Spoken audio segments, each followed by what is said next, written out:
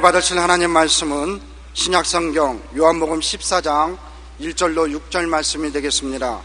은혜 받으실 하나님 말씀은 신약성경 요한복음 14장 1절로 6절 말씀이 되겠습니다. 다 함께 합독하시겠습니다. 너희는 마음에 근심하지 말라. 하나님을 믿으니 또 나를 믿으라. 내 아버지 집에 거할 것이 많도다. 그렇지 않으면 너희에게 일렀으리라.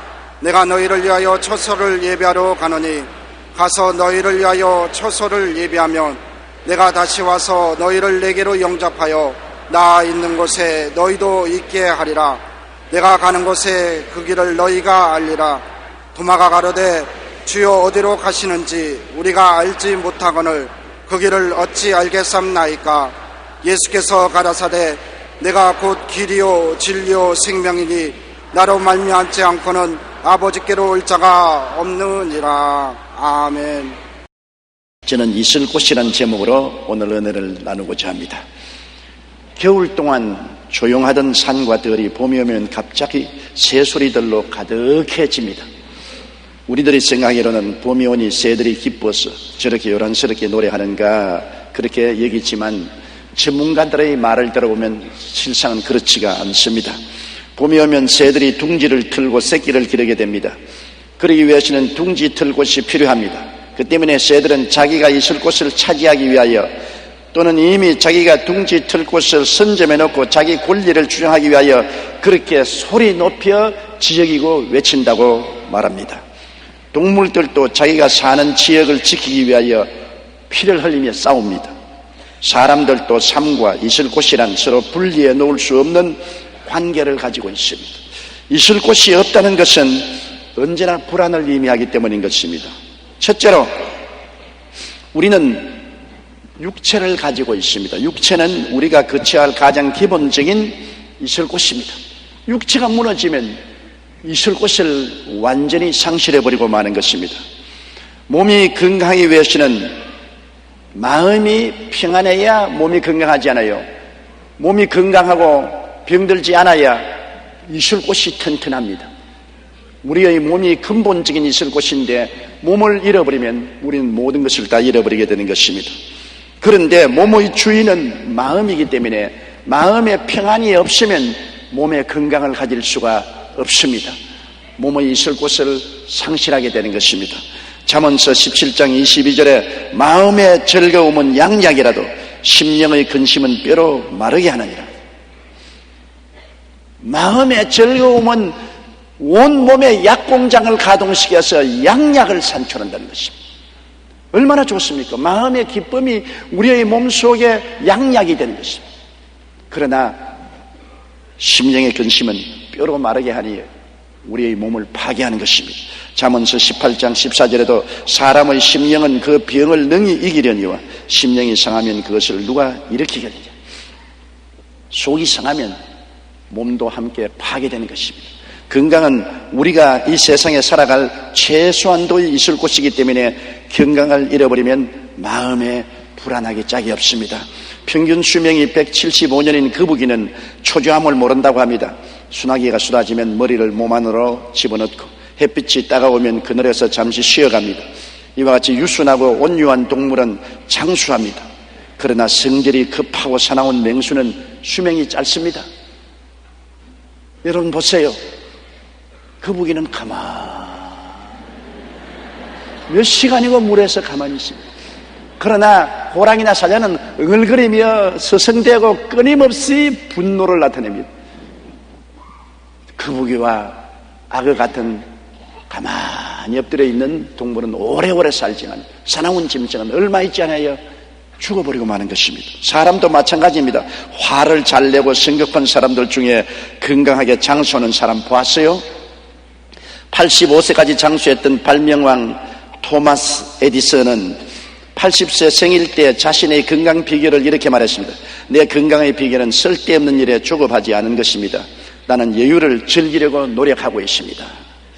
호주 블린더스 대학의 참회인 파워 박사의 연구 결과도 마찬가지입니다. 파워 박사가 호주 내 100세 이상 된 노인 24명을 대상으로 연구한 바에 의하면 장수한 사람 대부분이 일상에서 스트레스를 받지 않았다고 합니다. 그들이 평소에 마음의 여유를 갖고 초조해하지 않았기 때문에 오래 살 수 있었다고 말했습니다. 맞습니다. 불안과 초조와 조급함을 버리고 마음의 평안을 유지하는 것이 건강 장수의 비결인 것입니다. 우리는 항상 건강할 때 건강을 지켜야 됩니다. 병들을 때 서둘러서 병원에 가고 약 먹고 야단법석하지 말고 건강할 때 우리 스스로를 지키면 늘 평안을 가질 수가 있습니다. 잠언서 3장 7절로 8절에 스스로 지혜롭게 여기지 말지어다 야외를 경외하며 악을 떠날지어다 이것이 내 몸에 양약이 되어 내 골수로 윤택하게 하리라고 말씀한 것입니다. 하나님을 경외하고 악을 떠나면 마음에 평안한 것입니다. 하나님도 없고 악을 행하면 마음에 평안이 없습니다. 대개 악인에게는 평강이 없다고 말했습니다. 그러므로 우리가 하나님을 경외하고 악을 떠나면 이것이 몸에 양약이 되고 골수로 윤택하게 한다고 말하는 것입니다. 그러므로 우리 예수 그리스도를 믿고 하나님을 섬기며 사는 것은 참으로 양약이 되고 골수로 윤택하게 하고 우리로 하여금 무병장수하게 하는 비결이 되는 것입니다. 미국 데일리 뉴스 예방의학 전문가인 피터 한센 박사는 건강을 위한 보고서를 다음과 같이 발표했습니다. 건강을 유지하는 3대 비결은 규칙적인 운동과 건강한 식생활을 하면서 술, 담배, 과로, 수면 부족 등 해로운 습관을 버리는 것이다. 이것이 건강을 지키는 50%이다라고 말했었습니다. 나머지 50%의 건강관리법은 사랑이라고 말했습니다. 사랑을 하면 신체의 저항력이 강해져 병균을 물리치는 힘이 생긴다는 것입니다. 미워하고 분노하고 시기하고 질투하면 몸의 저항력이 사라집니다. 쉽게 병들고 몸이 허약해지는 것입니다. 사랑이 우리에게 굉장히 건강을 가져오는 보약이 되는 것입니다. 그러므로 가족을 사랑하고 이웃을 사랑하고 성경에는 원수까지라도 사랑하라고 말했었습니다. 그것은 이웃보다도 먼저 자기에게 놀라운 축복을 갖다 주기 때문인 것입니다. 그 무엇보다도 성경은 우리의 몸은 하나님의 성전이라고 말했습니다. 하나님의 성령이 거하는 전이기 때문에 하나님의 성전을 우리가 잘 보존해야 될 것은 마땅한 일인 것입니다. 하나님의 집이 되었고 하나님을 잘 모시고 살면은 건강할 것은 분명한 것입니다. 고린도전서 6장 19절로 20절에 너희 몸은 너희가 하나님께로부터 받은 바 너희 가운데 계신 성령의 전인 줄을 알지 못하느냐 너희는 너희 것이 아니라 값으로 산 것이 되었으니 그런즉 너희 몸으로 하나님께 영광을 돌려라. 하나님께 영광을 돌리면서 살면 하나님께서 이 몸을 지켜주시고 건강합니다. 건강하면 평안합니다. 병들면 불안합니다. 몸을 잃어버리면 이 땅에서 사는 모든 처소를 잃어버리고 마는 것입니다. 그러므로 있을 곳이 평안하면 마음에 평안합니다. 둘째로 가정이란 있을 곳이 없으면 불안합니다. 우리가 살면서 아무리 몸이 건강해도 가정이 없으면 그리고 내가 있을 집이 없으면 마음이 불안해지는 것입니다. 가족은 이 세상에 가장 친밀한 집단입니다. 창세기 2장 24절에 이러므로 남자가 부모를 떠나 그 아내와 연합하여 둘이 한 몸을 이룰지어 둘이면서 한 마음 한 몸이 되어서 앞에서 끌어주고 뒤에서 밀고 위로하고 격려하고 서로 힘이 되어 사는 가족이 있고 그 가족이 모여서 사는 집이 있다는 것이 평안의 조건이 됩니다. 가족도 없고 집도 없으면 마음이 불안해진 것입니다.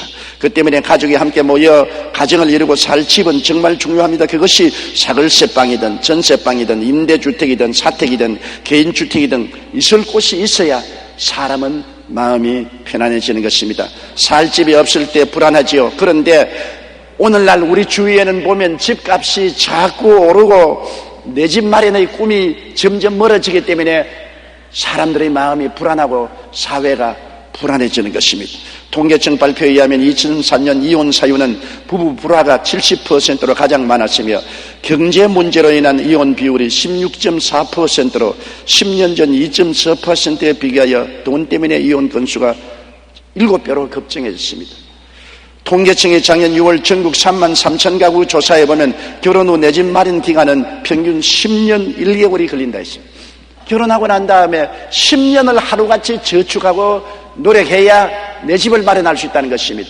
사람들은 내 집을 마련하기 전에는 늘 마음에 불안해하는 것입니다. 더구나 이민을 간 한국 사람들은 아침에 일찍 일어나고 저녁에 늦게 누우며 혹은 철야에 가면서 뼈가 으스러지도록 일을 하면서 내 집 마련을 합니다.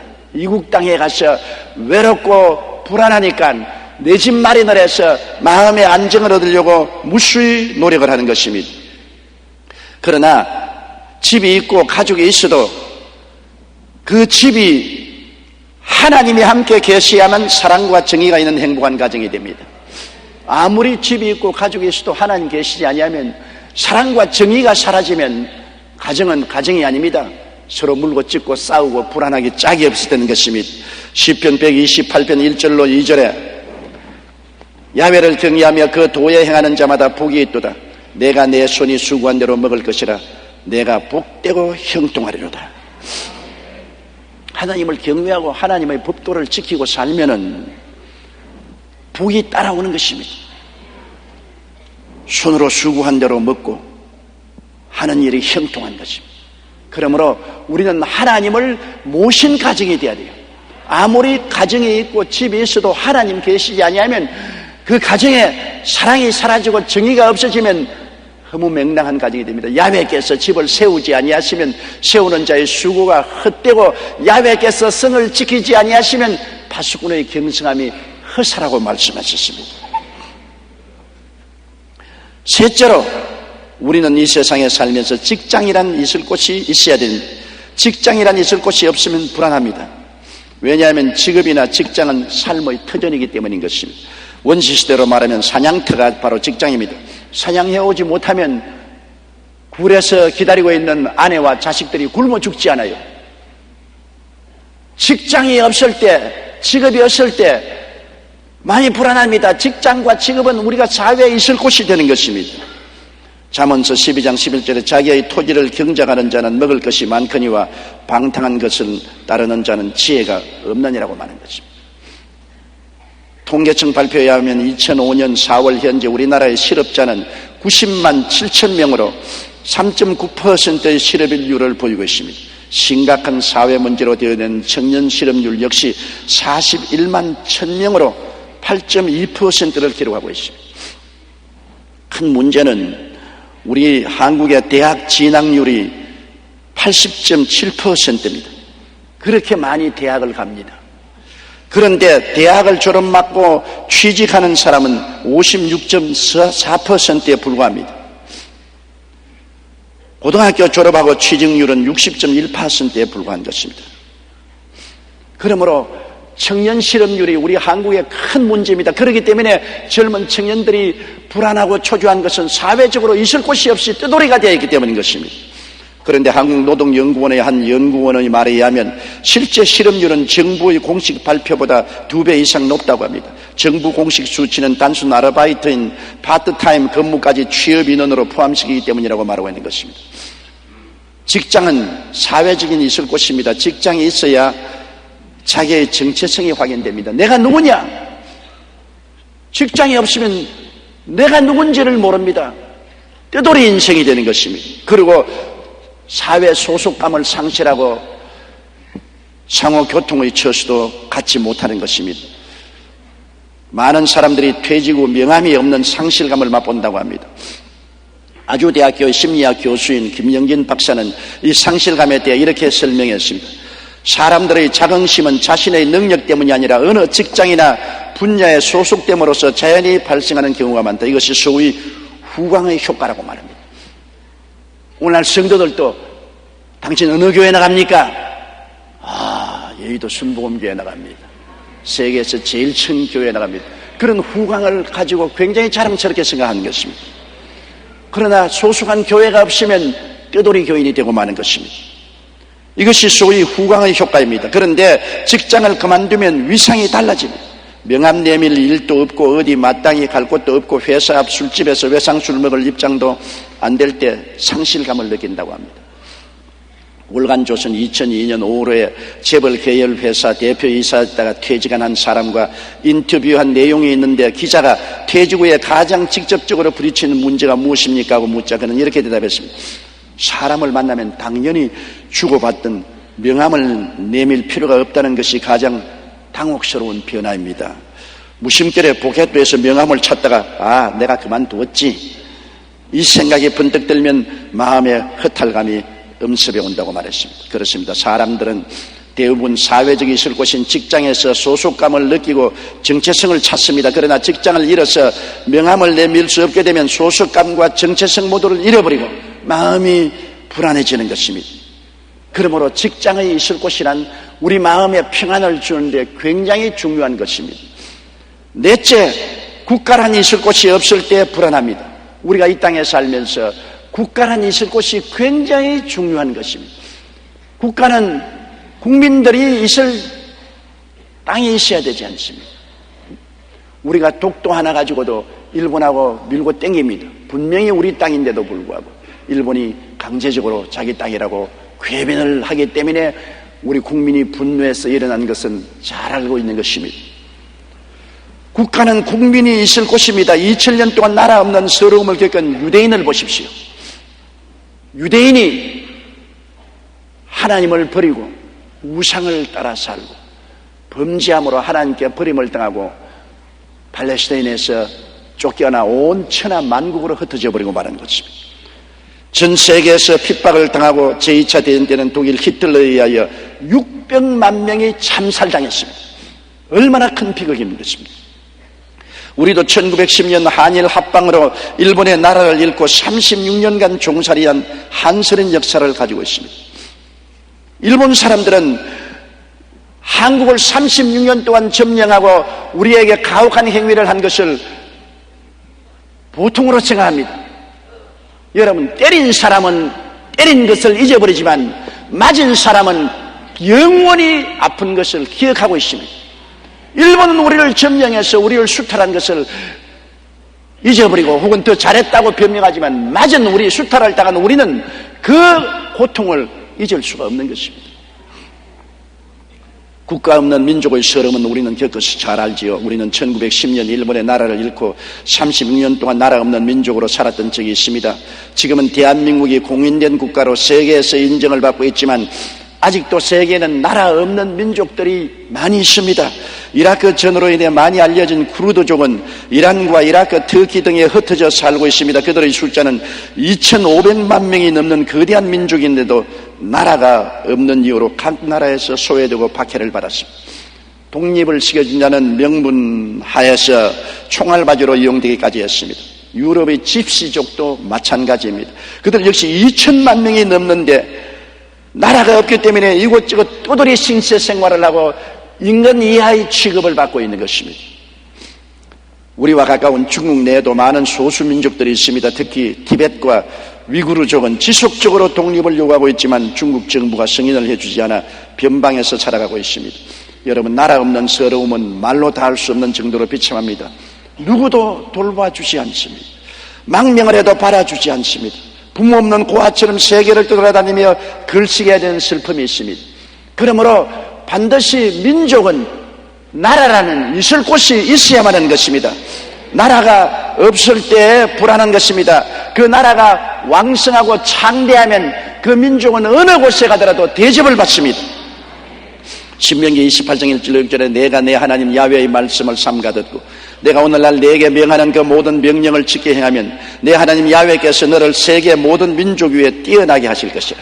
내가 내 하나님 야훼의 말씀을 순종하면 이 모든 복이 내게 임하며 내게 미치리니 성읍에서도 복을 받고 들에서도 복을 받을 것이며 내 몸의 소생과 내 토지의 소산과 내 짐승의 새끼와 우양의 새끼가 복을 받을 것이며 내 광조리와 떡반죽 그릇이 복을 받을 것이며 내가 들어와도 복을 받고 나가도 복을 받을 것이라고 말했습니다. 그러므로 우리나라가 번영하고 복을 받기 위해서는 하나님을 찾아야 되고 하나님을 섬겨야 되는 것입니다. 그러면 우리가 번영하고 복을 받고 강성한 나라가 될 것입니다. 다섯째로, 영원한 있을 곳이 없으면 영원히 불안해지는 것입니다. 이제 이것이 문제입니다. 이 세상에 몸이 아무리 건강해도, 그리고 가정이 있고 집이 있어도, 그리고 사회적인 있을 곳인 직장에 있어도, 그리고 나라가 있어도 이것은 모두 다 잃어버릴 것을 전제로 한 것들입니다. 세상과 세상의 것은 하나도 남김없이 다 빼앗길 것입니다. 우리에게 영원한 있을 곳이 없으면 우리는 영원한 나그네가 되고 마는 것입니다. 사람이 지구상에 잠시 살다 떠난 존재라는 것을 우리가 알아야 되는 것입니다. 시편 90편 3절로 4절에 주께서 사람을 티끌로 돌아가게 하시고 말씀하시기를 너희 인생들은 돌아가라 하셨사오니 주의 목전은 천년이 지나간 어제 같으며 밤의 한 경점 같을 뿐입니다. 한평생 사는 것이 눈 깜박할 사이입니다. 저는 아직까지도 20대 같은 생각이 드는데 벌써 70이 되었지 않습니까? 거짓말 같아요. 살아온 것이 꿈결 같습니다. 이렇게 짧을 수가 있느냐? 그러나 인생이 그것입니다. 아마 아담 하와가 지금까지 살았을지라도 오래 살았지요. 그러면 아니야, 잠시 살았어, 그렇게 말할 것입니다. 히브리서 9장 22절에 한 번 죽는 것은 사람에게 정하신 것이요 그 후에는 심판이 있으라고 말한 것입니다. 이 땅에 영원히 있을 것을 알지 못하고 어디서 와서 왜 살며 어디로 가는지를 알지 못하는 인생들은 정말 허무하고 무의미한 인생을 삽니다. 여러분, 최희준 씨의 하숙생 잘 알지요? 인생은 나그네 길 어디서 왔다가 어디로 가는가?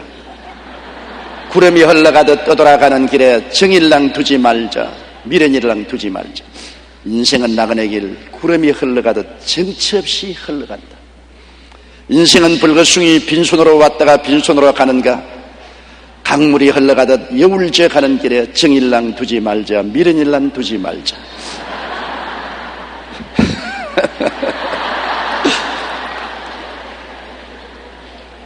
인생은 불거숭이 강물이 흘러가듯 소리 없이 흘러간다. 너무나 허무하고 무의미하고 맹랑한 고백 아닙니까? 그러나 이것이 사실입니다. 이 노래를 김정일이도 좋아서 부른다고 합니다. 진짜로 그 사람 이 노래 불러야 돼요. 왜? 너무나 허무하고 무의미한 삶을 살기 때문인 것입니다. 예수를 믿고 하나님이 없는 사람은 모두 다 허무맹랑합니다. 죄책에서 놓여날 수도 없고 허무와 무의미를 해탈할 수도 없고 죽음과 무의 절망을 벗어날 수도 없는 심년에서 몸부림치는 것이 인생인 것입니다. 우리 성경에는 부자와 나사로 이야기가 있잖아요. 한 부자가 살았는데 이 땅에 있을 곳이 많던 사람입니다. 건강하고 좋은 집에 권세 있는 직업에 호의호식 방종하며 살았습니다. 누가복음 16장 19절에 한 부자가 있어 자색 옷과 고운 베옷을 입고 날마다 호화를 연락하면서 살았다고 말했습니다. 그러나 그 대문 밖에 쭈그리고 앉아서 얻어먹는 거지 나사로한 사람이 있었습니다. 이 땅에 있을 동안 홈리스요, 병들고 집이 없고 직업도 없고 정치 없이 걸치가고 사는 사람입니다. 누가복음 16장 20절로 21절에 나사로라 이름한 거지가 헌대를 앓으며 그 부자의 때문에 누워 부자의 상에서 떨어지는 것으로 배불리려 하며 심지어 개들이 와서 그 헌대를 핥더라고 말했습니다. 이 땅에서 부자는 있을 곳이 많았고 거지는 있을 곳이 없었습니다. 그러나 이 땅에 있을 곳은 얼마 안 가서 다 빼앗기고 마는 것입니다. 영원히 있을 곳이 있느냐 없느냐가 가장 중요한 퀘스천입니다. 누가복음 16장 22절에 이에 그 거지가 죽어 천사들에게 받들려 아브라함의 품에 들어가고 부자도 죽어 장사되었다. 사람이 안 죽을 사람이 누가 있겠습니까? 아무리 부귀 영화 공명이 있어도 영웅호국 열차라도 다 죽어요. 그리고 이 땅에 있던 것은 다 상실하고 마는 것입니다. 사람들은 빌려온 인생 터전에 살고 있는 것입니다. 건강도 빌려온 것, 가정도 빌려온 것, 직장도 빌려온 것, 나라도 빌려온 것, 이 세상의 전세방 인생을 사는 것입니다. 언제고 떠나야 하는 것입니다.